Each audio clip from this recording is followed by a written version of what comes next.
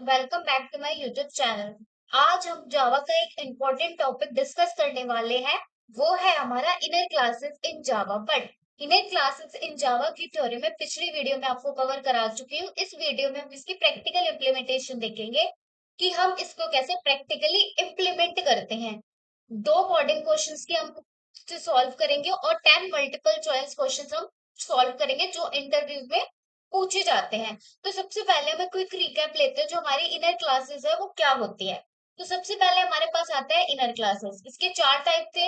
Inner classes, static nested class, anonymous inner class और local inner class. सबसे पहले हम सीखेंगे कि इनर क्लास क्या होती है। तो जावा में जब हम एक क्लास को दूसरी क्लास के अंदर डिफाइन करते हैं तो उसे हम नेस्टेड क्लास बोलते हैं या उसको हम इनर क्लास बोलते हैं। ठीक है। तो इनर क्लास का मेन बेनिफिट क्या है कि हम रिलेटेड क्लास को एक ही प्लेस पर ऑर्गेनाइज कर सकते हैं और आउटर क्लास की प्राइवेट मेंबर को हम क्या कर सकते हैं, एक्सेस कर सकते हैं डिपेंडिंग ऑन द टाइप। वो किस टाइप का है। नेक्स्ट हमारे पास था static nested class. Static nested class का मतलब क्या होता है, उसके साथ एक स्टैटिक कीवर्ड यूज होता है उस नेस्टेड क्लास के साथ। इसको क्रिएट करने के लिए हमें आउटर क्लास के ऑब्जेक्ट को क्रिएट नहीं करना पड़ता। ये आउटर क्लास की नॉन स्टैटिक मेंबर को डायरेक्टली एक्सेस नहीं कर सकता बिकॉज इसका एसोसिएशन किसी पर्टिकुलर आउटर ऑब्जेक्ट के साथ नहीं होता था। नेक्स्ट हमारा होता था member inner class. Member inner class का मतलब क्या होता था, मेंबर इनर क्लास नॉर्मली वो क्लास होती है जो आउटर क्लास के अंदर डिक्लेयर होती है बट स्टैटिक नहीं होती। तो इसको क्रिएट करने के लिए मुझे आउटर क्लास का क्या करना पड़ता था, ऑब्जेक्ट क्रिएट करना होता था। इसका बिगेस्ट एडवांटेज क्या था कि member inner class outer class की प्राइवेट मेंबर को डायरेक्टली एक्सेस कर सकती थी। नेक्स्ट हमारी होती थी local inner class. Local inner class का मतलब क्या है, लोकल इनर क्लास किसी मेथड में या तो कंस्ट्रक्टर के अंदर डिफाइन होती है और उसका स्कोप उस पर्टिकुलर मेथड या कंस्ट्रक्टर तक क्या होता है, लिमिटेड होता है। अगर लोकल वेरिएबल को लोकल इनर क्लास के अंदर एक्सेस करना है तो वो वेरिएबल या तो फाइनल लेगा या इफेक्टिवली क्या होना चाहिए, फाइनल होना चाहिए उसके लिए। नेक्स्ट हमारे पास होती थी anonymous inner class. Anonymous inner class का मतलब होता है जिस क्लास का कोई नेम नहीं होता। ये डिक्लेयर और इनिशिएट एक ही एक्सप्रेशन में होती थी। ये स्पेशली यूजफुल तब होती थी जब किसी इंटरफेस या क्लास में वन टाइम इम्प्लीमेंटेशन हमें करना होता था।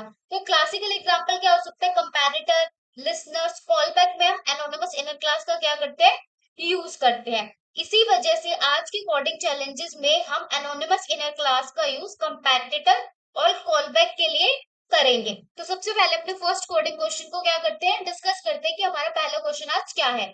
Build a library system. इसका मतलब क्या है, हमें एक लाइब्रेरी सिस्टम क्या करना है, बिल्ड करना है।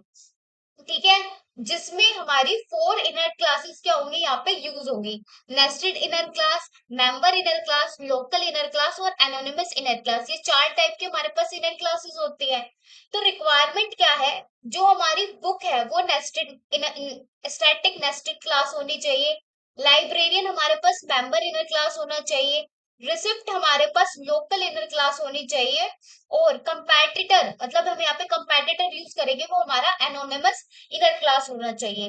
गोल ये है कि हमारा जो इशू बुक है, ठीक है, इशू बुक क्लीन कोड, ये क्या प्रिंट करे, रिसिप्ट प्रिंट करे और बुक बुक को जो पब्लिश हुई है, बुक जिस ईयर में पब्लिश हुई है उसके अकॉर्डिंग सारी बुक्स को सॉर्ट करे। तो सबसे पहले हम इशू बुक करेंगे, उसके बाद हम क्या प्रिंट कराएंगे कि उसकी रिसिप्ट क्या है और किस ऑर्डर में, मतलब ये बुक किस ईयर में पब्लिश हुई है उस तरीके से हम उसको क्या कराएंगे, उसको प्रिंट कराएंगे।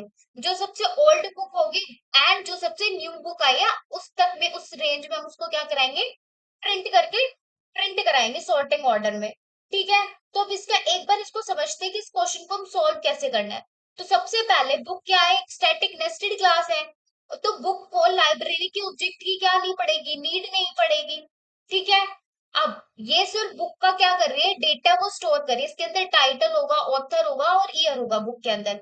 इसको कोई लाइब्रेरी के इंस्टेंस की जरूरत नहीं पड़ेगी। अब सेकंड है लाइब्रेरियन, इसके पास एक मेथड है एड बुक नेम का। ठीक है। तो एड बुक में हम डायरेक्टली आउटर क्लास की प्राइवेट बुक्स को क्या कर सकते हैं, एक्सेस कर सकते हैं। ठीक है। अब ये मेंबर इनर क्लास की इंपॉर्टेंट प्रॉपर्टी को डेमोन्स्ट्रेट करता है। ठीक है, क्योंकि मेंबर इन क्लास में हम आउटर क्लास के प्राइवेट ऑब्जेक्ट हो, चाहे पब्लिक हो, चाहे डिफॉल्ट हो, चाहे प्रोटेक्टेड हो, कोई भी फील्ड को हम डायरेक्टली क्या कर सकते हैं, एक्सेस कर सकते हैं। नेक्स्ट हमारे पास आता है रिसिप्ट। रिसिप्ट क्या है, लोकल इनर क्लास है। ये डायरेक्टली किसको यूज करेगी, इशू बुक को यूज करेगी। इशू बुक मेथड के अंदर ये क्या होगी, डिफाइन होगी। रिसिप्ट का यूज सिर्फ इसी मेथड के अंदर है, देयरफॉर लोकल इनर क्लास यहाँ पे क्या है, सुटेबल है। तो हम क्या करेंगे, यहाँ पे सिर्फ रिसिप्ट का यूज करेंगे और उसको प्रिंट कराएंगे फॉर्मेटेड में, रिसिप्ट को। फोर्थ क्या है हमारा, कंपैटिटर। कंपैटिटर का मतलब क्या है, ये सॉर्टिंग के लिए हमारे को यूज करेगा। तो सॉर्टिंग के लिए हम कौन सा यूज करने वाले हैं, एनोनिमस इनर क्लास का यूज करेंगे। तो कंपैटिटर बुक का इम्प्लीमेंटेशन इनलाइन क्रिएट होगा। हम कोड की हेल्प से समझेंगे कि इनलाइन का मतलब क्या है। ठीक है, अब यहाँ पे हम इसको इनलाइन क्रिएट करेंगे बाय पब्लिशिंग ईयर। जो भी हमारे पहले ओल्ड बुक है वो पहले आएगी, फिर उससे नई बुक आई, फिर नई और उससे आई है। तो इस तरीके से हम सॉर्टिंग ऑर्डर में उसको क्या करेंगे, प्रिंट करेंगे। अब हम इसको अपनी कोडिंग चैलेंजेस में देखते हैं कि इसको हम कैसे सॉल्व करेंगे। अपनी आईडी ओपन करेंगे, यहाँ पे ऑलरेडी मैंने इसको कोड लिख रखा है, तो हम इसको एक एक लाइन का मतलब समझेंगे। सबसे पहले, उससे भी पहले एक इम्पोर्टेंट इंटरव्यू क्वेश्चन आता है यहाँ पे। अगर इनर क्लास का जो टाइप हम रिक्वायरमेंट के लिए अकॉर्डिंग क्या करते हैं, चूज करते हैं।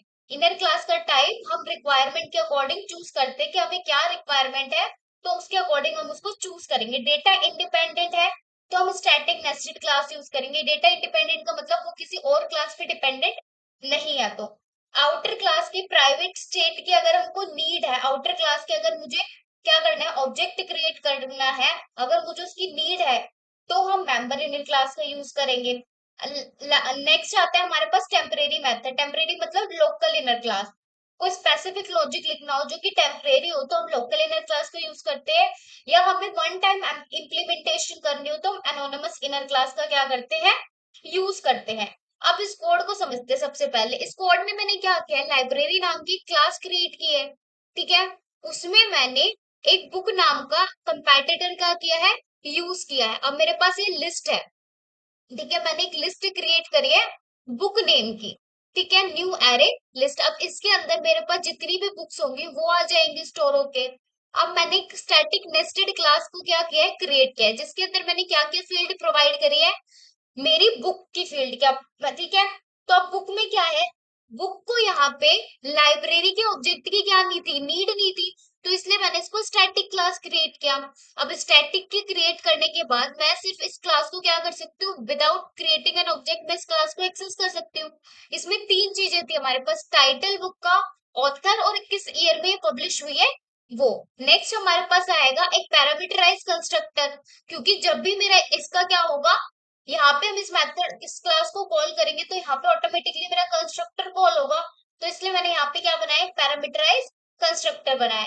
नेक्स्ट हमने क्या किया है, यहाँ पे टू स्ट्रिंग इसलिए यूज किया है, अगर हम टू स्ट्रिंग का यूज नहीं करते तो हमारे पास जो कोड आएगा वो हैश फॉर्मेट में आएगा।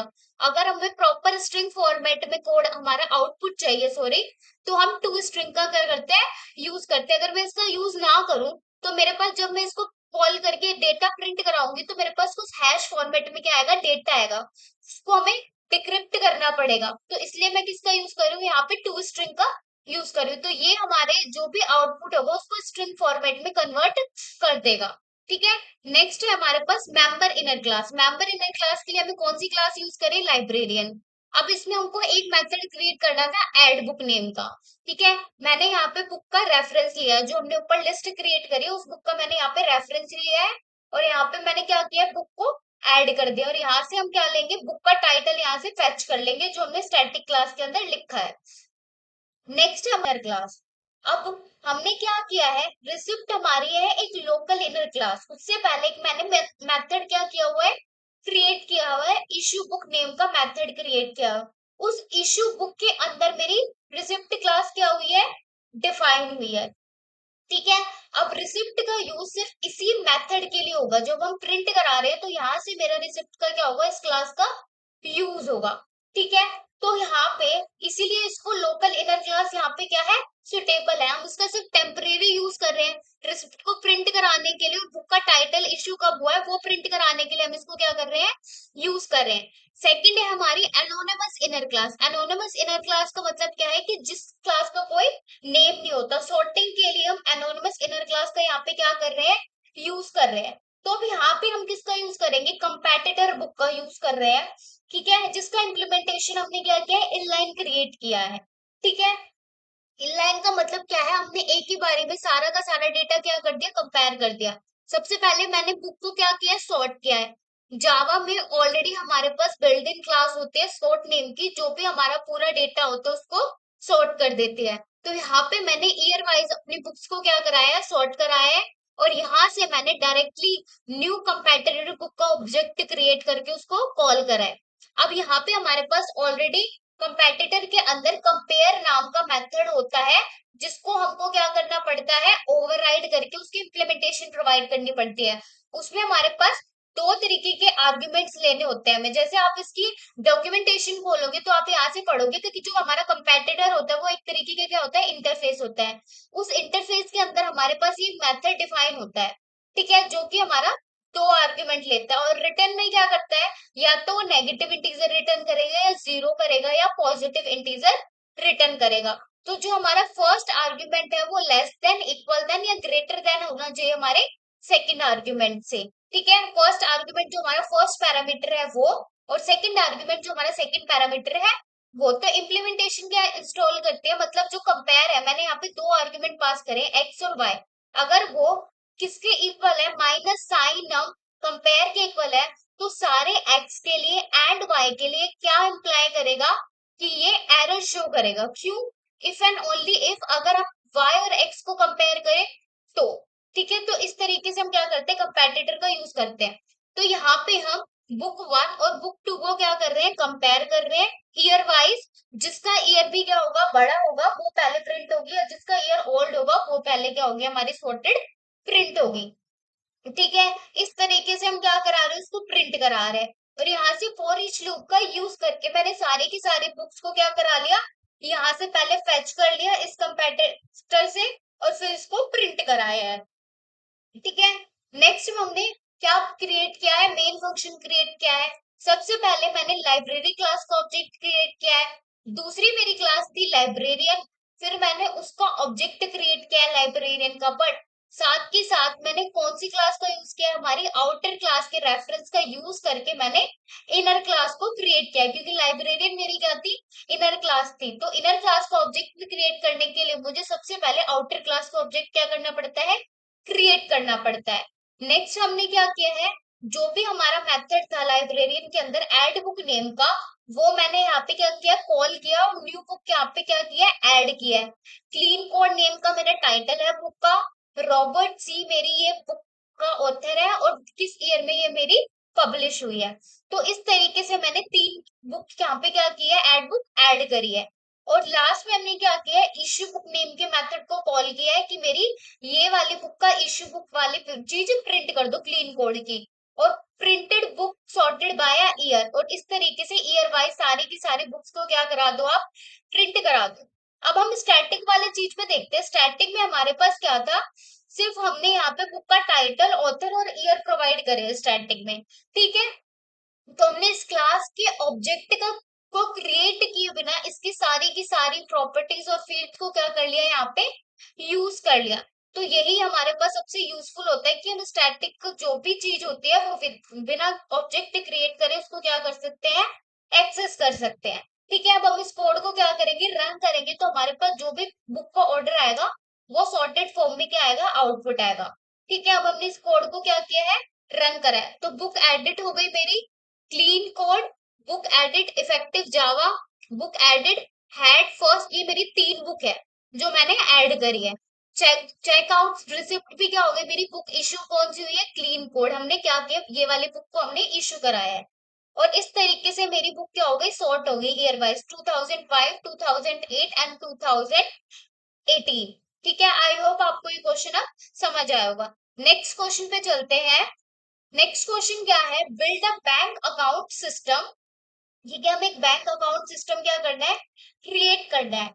अगेन हम फोर क्लासेस का यहाँ पे यूज करेंगे, nested class, member inner class, local inner class और एनोनिमस इनर क्लास।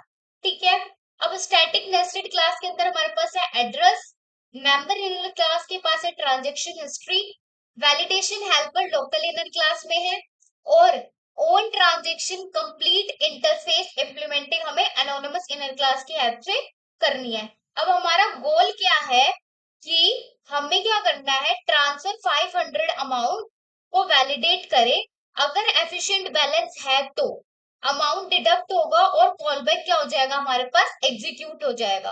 अगर बैलेंस इनएफिशिएंट है तो हमारे पास ट्रांसफर क्या हो जाएगा, हमारे पास रिजेक्ट हो जाएगा। अगर हमारे पास फंड इनसफिशिएंट है तो हमारा अमाउंट क्या होगा, डिडक्ट ही नहीं होगा, रिजेक्ट हो जाएगी हमारी ट्रांसफरेशन।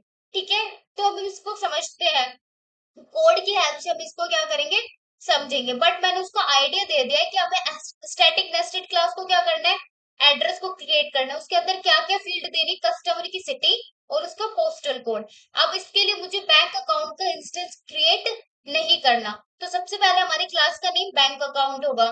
ठीक है, अब हमें एक इंटरफेस भी क्रिएट करना है ऑन ट्रांजेक्शन नेम का यहाँ पे। ठीक है, तो इस तरीके से हमारी क्या होगी, पूरी का पूरा कोड यहाँ पे क्रिएट होगा। एक बार इसको पोस्ट करके जरूर ट्राई करेगा, पिछले वाले क्वेश्चन से मिलता जुलता ये क्वेश्चन भी है। ठीक है, अब हम इसको क्या करते हैं, अपनी कोड की हेल्प अकाउंट। ठीक है, अब मैंने क्या किया है, यहाँ पे बैंक अकाउंट नेम की क्या किया है, यहाँ पे क्लास को क्रिएट किया है। अब सबसे पहले हमने यहाँ पे इंटरफेस क्रिएट किया है, ओन ट्रांजेक्शन कंप्लीट नेम का इंटरफेस क्रिएट किया है, और उसके अंदर मैंने एक मेथड प्रोवाइड किया है, void on complete double amount। जब भी मेरा ट्रांसफर वाला चीज हो, अगर वो मेरा अमाउंट उसके अंदर हो तो उस पैसे को क्या कर दो, डिडक्ट कर दो, अदरवाइज उसको क्या कर दो, रिजेक्ट कर दो उस वाली ट्रांजेक्शन को। ठीक है, अब मैंने क्लास क्रिएट की है बैंक अकाउंट नेम की, उसके अंदर मेरे पास फील्ड क्या है, बैलेंस, और यहाँ पे मैंने क्या किया, कंस्ट्रक्टर क्रिएट किया है, क्योंकि जब भी मेरा इसको ऑब्जेक्ट क्रिएट होगा तो एक कंस्ट्रक्टर कॉल होगा। जब भी मेरा ऑब्जेक्ट क्रिएट होगा तो ये कंस्ट्रक्टर क्या होगा, यहाँ पे कॉल होगा। ठीक है, नेक्स्ट क्या है, हमने यहाँ पे एड्रेस का यूज किया है। अब एड्रेस क्या है, स्टैटिक नेस्टेड क्लास है, स्टैटिक नेस्टेड क्लास है, तो बिकॉज एड्रेस को अकाउंट के बैलेंस की इंफॉर्मेशन की क्या नहीं है, नीड नहीं है, मतलब इसे इस बैलेंस की जानने की नीड ही नहीं है कि इसके अंदर कितना बैलेंस है अभी। ठीक है, तो इसके अंदर तीन क्या चीजें आएंगी, सिटी आएगी, यहाँ पे कस्टमर सिटी आएगी जहाँ पे वो रहता है, और पोस्टल कोड जो होते हैं हमारे वो आएंगे, और पैरामीटराइज कंस्ट्रक्टर मैंने यहाँ पे क्या किया हुआ है, क्रिएट किया हुआ है, और सिंपल से मैंने वॉइड डिस्प्ले नाम का एक मेथड क्रिएट किया है जो हमारे सिटी और पोस्टल कोड को यहाँ पे क्या करा रहे हैं, प्रिंट करा रहे हैं। ठीक है, नेक्स्ट पे चलते हैं, नेक्स्ट है हमारी मेंबर इनर क्लास। अब मेंबर इनर क्लास को जो भी हमारे पास आउटर वो जो क्लास होती है उसकी फील्ड्स को हम एक्सेस कर सकते हैं। तो यहाँ पे मैंने क्या किया है, बैलेंस वाली फील्ड को यहाँ पे क्या किया है, एक्सेस किया हुआ है। ठीक है, तो transaction history member inner class है, बिकॉज इसे आउटर क्लास के प्राइवेट बैलेंस को डायरेक्टली क्या करना है, यहाँ पे एक्सेस करना है, तो इसने यहाँ पे इसको क्या करा दिया, प्रिंट करा दिया बैलेंस को। नेक्स्ट है हमारे पास लोकल इनर क्लास। अब लोकल इनर क्लास क्या है, हमारे पास वैलिडेशन हेल्पर। ठीक है, एक हेल्पर की तरह हमारे पास क्या होता है, एक मेथड क्रिएट होता है। ठीक है, अब इसमें क्या होगा, सिर्फ वैलिडेशन वाला लॉजिक यहाँ पे लगेगा कि अगर मेरा अमाउंट, ठीक है, बैलेंस से या तो ज्यादा है तो ये वैलिडेट कर दे, अगर बैलेंस से कम है तो अमाउंट क्या हो जाएगा, मेरा रिजेक्ट हो जाएगा, मतलब वो ट्रांजेक्शन मेरी फेल हो जाएगी। ठीक है, तो ये सिर्फ ट्रांसफर मेथड के लिए हमने क्या किया है, इसको हेल्पर नेम फंक्शन को यहाँ पे क्रिएट किया है कि अगर मेरे ट्रांसफर अमाउंट इस बैलेंस से ज्यादा है या कम है, अगर ज्यादा है तो मेरी अब जो ट्रांजेक्शन है वो क्या हो जाएगी, सक्सेसफुल हो जाएगी। अगर मेरा बैलेंस एक्चुअल अमाउंट से कम है तो मेरी जो ट्रांजेक्शन है वो क्या हो जाएगी, यहाँ पे फेल हो जाएगी। तो यहाँ पे हम क्या कर रहे हैं, सिर्फ वैलिडेट कर रहे हैं, यहाँ पे सिर्फ हमने लॉजिक लिखा है, तो यहाँ पे ट्रू या फॉल्स के बिहाफ पे हमारा क्या आएगा, आंसर आएगा। ठीक है, और यहाँ पे हमने वैलिडेशन हेल्पर नाम का क्या किया है, ऑब्जेक्ट क्रिएट किया है कि अगर ये वैलिड है तो, अगर जो हमारा डेटा है जो हमारे पास हेल्पर फंक्शन है ये, अब ये वाला, अगर ये इज वैलिड नॉट, मतलब मेरे पास ये अमाउंट क्या है, उतना नहीं है जितना बैलेंस के इक्वल है या बैलेंस से कम है मेरा अमाउंट, तो उस केस में हमारे पास इनसफिशिएंट क्या आ जाएंगे, फंड आ जाएंगे कि अभी आप इसको ट्रांसफर नहीं कर सकते, तो हमारी ट्रांजेक्शन क्या हो जाएगी, यहाँ पे फेल हो जाएगी। ठीक है, तो इस और नेक्स्ट में हम क्या करेंगे, बैलेंस को क्या करेंगे कैलकुलेट। बैलेंस कैसे होगा, जो एक्चुअल बैलेंस और अमाउंट कितना हमको चाहिए, तो उस हिसाब से हम इसको यहाँ पे कैलकुलेट कर रहे हैं। ठीक है, नेक्स्ट है हमारे पास anonymous inner class. Anonymous inner class में क्या है, हमको यहाँ पे इम्प्लीमेंटेशन प्रोवाइड करनी है, बस इसकी ऑन ट्रांजेक्शन कंप्लीट, कि हमारी ट्रांजेक्शन कंप्लीट हुई भी है या नहीं हुई। तो सिंपल से हमने यहाँ पे न्यू ट्रांजेक्शन कंप्लीट, यहाँ पे हमने क्या कर दिया, एक ऑब्जेक्ट क्रिएट किया। मैंने यहाँ पे कोई क्लास क्रिएट नहीं करी है। एनोनिमस का मतलब ही होता है कि हम यहाँ पे सिर्फ बिना क्लास को कोई क्या कर दे, एक डेटा पास कर दे, तो एनोनिमस होते हैं, उसके पास कोई अपना खुद का क्लास नेम नहीं होता। तो सिंपली मैंने ऑन ट्रांजेक्शन मेथड नाम का क्या किया है, यहाँ पे नेम पास किया है, जिसको मैंने रेफरेंस दिया है यहाँ पे कॉल बैक। और न्यू ट्रांजेक्शन मैंने यहाँ पे अब क्या कर दिया है, वो मेथड को ऑब्जेक्ट क्रिएट कर दिया। अब मैंने यहाँ पे ऑन कंप्लीट नाम का क्या किया है, एक मेथड को ओवरराइड किया है। यहाँ पे ऑन कंप्लीट कैसे ओवरराइड किया है, क्योंकि यहाँ पे ऑलरेडी मैंने इसके अंदर क्या किया हुआ है, इस इंटरफेस के अंदर मैंने ऑन कंप्लीट नाम का एक मेथड क्रिएट किया है। ऑन ट्रांजेक्शन मेरे इंटरफेस का नाम है, और यहाँ पे मैं एनोनिमस क्लास के अंदर इसको क्या कर रही हूँ, यूज कर रही हूँ। ये कोई क्लास नेम नहीं है, ये मेरे पास इंटरफेस है। अब सबके दिमाग में आ रहा होगा कि मैम हम इंटरफेस का ऑब्जेक्ट तो क्रिएट कर ही नहीं सकते, तो यहाँ पे इंटरफेस की तरह ये ट्रीट नहीं हो रहा है, ये एक बिना क्लास के नेम की तरह यहाँ पे क्या हो रहा है, एक एनोनिमस इनर क्लास की तरह यहाँ पे क्या हो रहा है, ये ट्रीट हो रहा है। तो हमने यहाँ पे इसको क्या किया है, कॉल करके हमारी ट्रांसफर कंप्लीट हुआ भी है या नहीं उसको यहाँ पे प्रिंट कराया है। और जैसे मेरा यह क्या हो जाएगा, प्रिंट हो जाएगा, तो मैं call back dot on complete को क्या कर दूंगी, यहाँ पे कॉल कर दूंगी। फिर मैं मेन फंक्शन क्रिएट करूंगी। मेन फंक्शन के अंदर मैंने बैंक अकाउंट नेम का ऑब्जेक्ट क्रिएट किया हुआ है, एड्रेस का ऑब्जेक्ट क्रिएट किया हुआ है। यहाँ पे एड्रेस क्या था, मेरा स्टैटिक इनर क्लास था, तो इसलिए मुझे इसके रेफरेंस की क्या नहीं पड़ी, नीड नहीं पड़ी। अब मैं यहाँ पे जब ट्रांजेक्शन हिस्ट्री का यूज करूंगी, तो मुझे अपने आउटर क्लास के इंस्टेंस, आउटर क्लास का जो भी रेफरेंस वेरिएबल होगा उसकी नीड पड़ेगी। तो इसलिए मैंने यहाँ पे किसका यूज किया हुआ है, अकाउंट का यूज किया हुआ है। नेक्स्ट मैंने जो भी मेथड था इसके अंदर प्रिंट स्टेटमेंट को यहाँ पे क्या करा दिया, कॉल कर दिया। और ट्रांसफर अमाउंट मैंने 500 दिया कि इतने अमाउंट मुझे क्या करने हैं, ट्रांसफर करने हैं। और फिर दोबारा मैंने हिस्ट्री पेमेंट करवाई है कि मेरा डेटा अच्छे से ट्रांसफर भी हो गया है ये अमाउंट या नहीं। तो अब हम इसको क्या करेंगे, रन करेंगे। सिंपली अब मैं इसको जब रन करूंगी तो हमारे पास आउटपुट क्या आएगा, ये आएगा दिल्ली, ये मेरा नेम था। ठीक है, यहाँ से मैंने जो करंट सिटी दी थी वो दिल्ली दी थी, उसका पोस्टल कोड आया हमारे पास। करंट बैलेंस मेरे पास था 1000, और मेरा ट्रांसफर मैंने कितने किया 500, और मेरा करंट बैलेंस कितना आ गया 500। ठीक है, अब बैलेंस यहाँ पे कैसे कैलकुलेट हुआ, ऊपर जब मैंने बैलेंस को क्या किया था, एक्चुअल अमाउंट से क्या किया था, यहाँ पे कैलकुलेट किया था कि कितना बैलेंस और कितने अमाउंट हमको ट्रांसफर करने हैं, तो उस हिसाब से जो मेरा करंट बैलेंस है वो यहाँ पे कैलकुलेट हो जाएगा। आई होप आपको ये क्वेश्चन समझ आया होगा। अब हम क्विज प्रैक्टिस करेंगे। ठीक है, which inner class type require you to already have an instance of the outer class before you created। ठीक है, आउटर क्लास का इंस्टेंस किसको रिक्वायर्ड होता है, हमारी मेंबर इनर क्लास को, क्योंकि जब तक हम मेंबर इनर क्लास का ऑब्जेक्ट तब तक क्रिएट नहीं कर सकते जब तक हम आउटर ऑब्जेक्ट को ऑब्जेक्ट क्रिएट ना करें। नेक्स्ट क्या है, which keyword is the key difference between a static nested class and a member inner class. Static keyword ही क्या है सबसे बड़ा डिफरेंस है, क्योंकि स्टैटिक नेस्टेड क्लास में हम स्टैटिक कीवर्ड का क्या करते हैं, यहाँ पे यूज करते हैं। नेक्स्ट पे चलते हैं, where exactly is a local inner class defined inside a method और अ कंस्ट्रक्टर बॉडी। नेक्स्ट है, what must be true of a local variable for a local inner class to use it.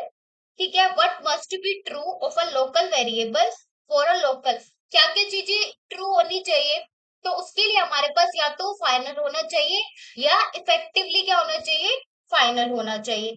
Local inner class अगर किसी local variable को capture करके use करती है, तो वो वेरिएबल या तो फाइनल या इफेक्टिवली फाइनल होना चाहिए। इफेक्टिवली फाइनल का मतलब है वेरिएबल को इनिशियलाइज करने के बाद उसकी वैल्यू चेंज नहीं होनी चाहिए। ठीक है, तो ये कंडीशन हमारे लिए क्या होती है, यूज होती है। ठीक है, नेक्स्ट पे चलते हैं, how do you correctly create an instance of a member inner class inner from outside class outer, inner from outside class outer। इसका मतलब क्या है, मेंबर इनर क्लास का ऑब्जेक्ट क्रिएट करने के लिए पहले आउटर क्लास का ऑब्जेक्ट बनाना पड़ता है।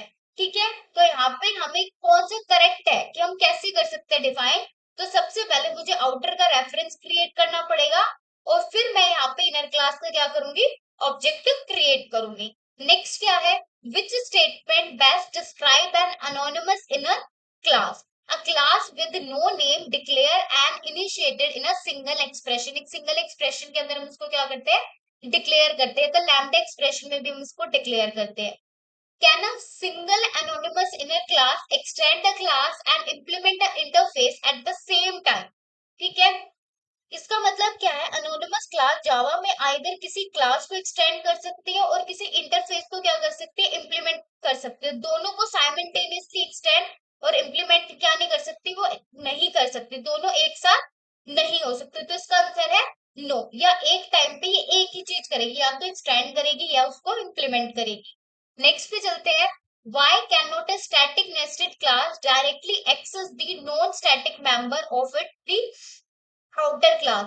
इसका एक्सप्लेनेशन क्या है, इसको ये क्वेश्चन क्या कहना चाहता है, static nested class outer class की किसी पर्टिकुलर ऑब्जेक्ट के साथ एसोसिएटेड नहीं होती। ठीक है, तो ये आउटर क्लास के लेवल पे बिलोंग करती है, इसीलिए ये आउटर क्लास के नॉन स्टैटिक मेंबर को डायरेक्टली एक्सेस नहीं कर सकती। फॉर एग्जांपल, अगर मेरे पास कोई डेटा है इंट बैलेंस नाम का जो कि नॉन स्टैटिक है, तो static nested class simply balance को डायरेक्टली एक्सेस नहीं कर सकती, उससे किसी स्पेसिफिक आउटर ऑब्जेक्ट के रेफरेंस को क्या होगा, नीड होगी। ठीक है, तो यहाँ पे क्या होगा, because it belong to the outer class itself, not to any specific outer instance. ठीक है, नेक्स्ट पे चलते हैं, what does the compiled dot class file for an inner class inner define in outer class. इसका मतलब क्या है, Java compiler inner class के लिए डॉलर नोटेशन क्या करता है, यूज करता है। ठीक है, अगर क्लास के स्ट्रक्चर ऐसा है, सपोज करो ये मेरे पास है क्लास आउटर और ये मेरे पास है क्लास इनर। ठीक है, क्लास आउटर के अंदर ही मेरी क्लास इनर डिफाइन होती है। तो कंपाइल्ड क्लास जनरली कैसे होगी, मेरे पास outer dollar inner dot class. Generally हमारे पास जो हमारी कंपाइल्ड मतलब जो बाइट फाइल बनती है वो कैसे बनती है, जो मेरा क्लास का नेम होता है डॉट क्लास नेम से बनती है। तो यहाँ पे मेरे पास सबसे पहले ऑब्जेक्ट क्रिएट होगा आउटर क्लास का, फिर मेरे पास इनर क्लास का ऑब्जेक्ट क्रिएट होगा using the outer class object. तो इस तरीके से यहाँ पे हमारे पास क्या होगी, डॉट क्लास फाइल क्रिएट होगी। हम यहाँ पे डॉलर नोटेशन का यूज करेंगे। ठीक है, तो इसके लिए हमारे पास क्या आएगा, आउटर डॉलर इनर क्लास। ठीक है, नेक्स्ट क्या है, which inner class type is most associated with one of implementation like listener or comparators the classic pre Java 8 pattern. इसका आंसर है anonymous inner class. Anonymous inner class के लिए हम क्या करते हैं, लिसनर और कंपेटिटर जैसे वन टाइम इम्प्लीमेंटेशन के लिए यूज करते हैं, ट्रेडिशनली काफी कॉमन है। ठीक है, फॉर एग्जाम्पल अगर हम जैसे हमने पिछले कोड में देखा था, यहाँ पे मैंने न्यू कंपेटिटर और यहाँ पे बुक पास की थी। ठीक है, तो यहाँ पे हमने कंपेटिटर का रीयूजेबल नेम मेथड नहीं बनाया था, सिर्फ सॉर्टिंग के लिए इम्प्लीमेंटेशन चाहिए थी। तो इसीलिए एनोनिमस इनर क्लास क्या है, यहाँ पे परफेक्ट फिट है। जावा 8 के बाद लैम्डा ने many functional interfaces use case को शॉर्टर बना दिया है, बट एनोनिमस क्लास अब भी एक इम्पोर्टेंट कॉन्सेप्ट है। ठीक है, आई होप आपको ये सारे क्वेश्चन समझ आए होंगे। ठीक है, अब मैंने यहाँ पे कुछ अप्रोचेस दी हुई है जो भी हमने अपने कोड को सॉल्व किया है। सबसे पहले है लाइब्रेरी सिस्टम एंड सेकंड है हमारे पास बैंक अकाउंट सिस्टम। ये दो कोडिंग क्वेश्चन हमने क्या किया है, सॉल्व की है। यहाँ पे मैंने इनके कुछ नोट्स प्रोवाइड किए हैं कि हम इस क्वेश्चन को कैसे कैसे हायरार्की से हमने यहाँ पे इसको सॉल्व किया है। आप इसको एक बार रीड आउट करिएगा और फिर उस कोड को देखेगा तो आपको अच्छे से समझ आ जाएगा। ठीक है, और ये मेरे सारे एमसीक्यू के क्वेश्चन यहाँ पे प्रोवाइड किए हैं। Thanks for watching, please like share and subscribe my channel and please drop your score in the comment box.